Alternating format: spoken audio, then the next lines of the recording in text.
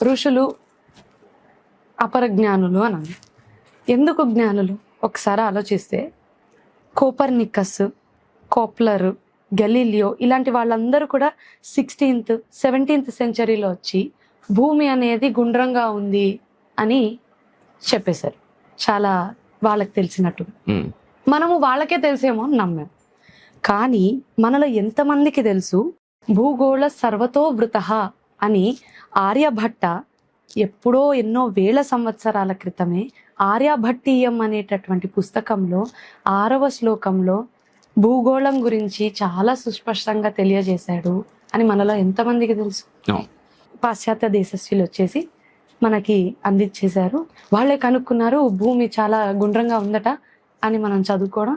ఈనాటికి ఎన్సీఆర్టీ బుక్లోని వీరి యొక్క